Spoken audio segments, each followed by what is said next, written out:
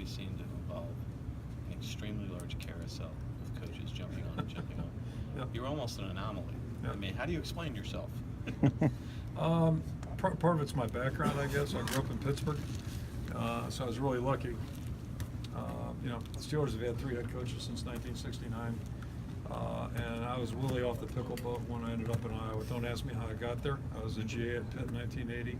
Somehow, some way in 1981, I became the line coach for Hayden Fry, a man I'd never heard of, in a state that I never, had to look on a map to see where it was.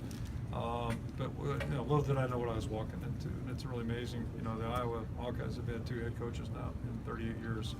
So I work in a state and at a university that's really unique and different, special.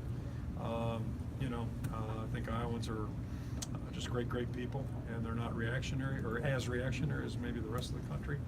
So they allow you to do your job there. They allowed Coach Fry to, do his work for 20 years. This is 18 for me.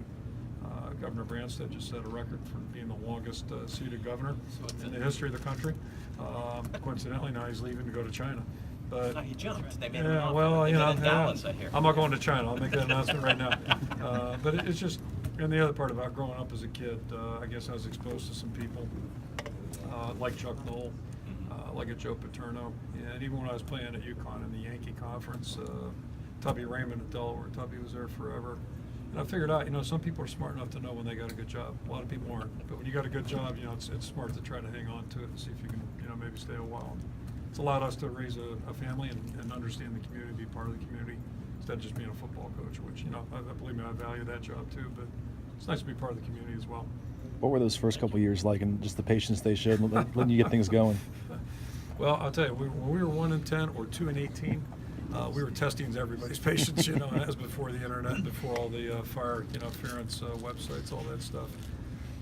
But I think there's not a lot of places. Well, maybe I shouldn't say that, but I'm not sure there are a lot of places where they'd allow you to do that, and people did have the patience.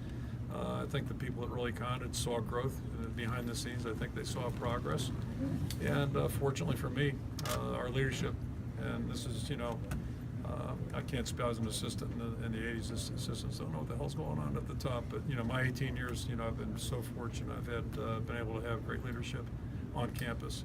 The people that make decisions have been fantastic, and then our support is a little bit unique too. I think my biggest fear coming back, quite frankly, as a head coach in major college, I've been one at Maine, was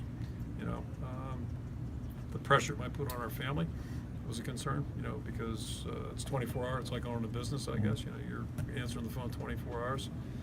Then the other part was, dealing with donors, and it's an important part of my job. Turned out to be one of the greatest blessings. I've met so many people who are just absolutely inspirational, but they get it. Like, these are people that were self-made people that understand there's ups and there's downs in life, and so they've been so supportive through our tough times, and that's.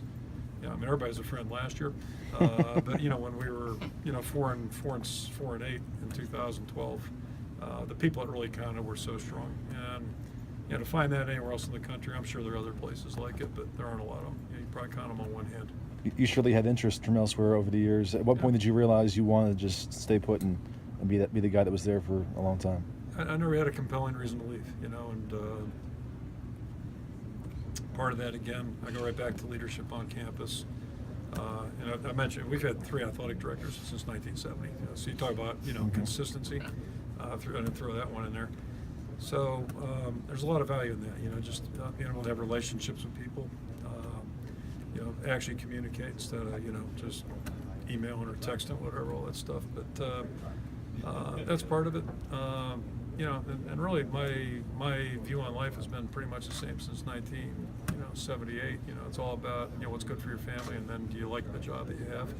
And a lot of that's just the people you're around every day. So again, I've never had a compelling reason to leave or look or even really think about it. And I've done enough things prior to coming back to Iowa where.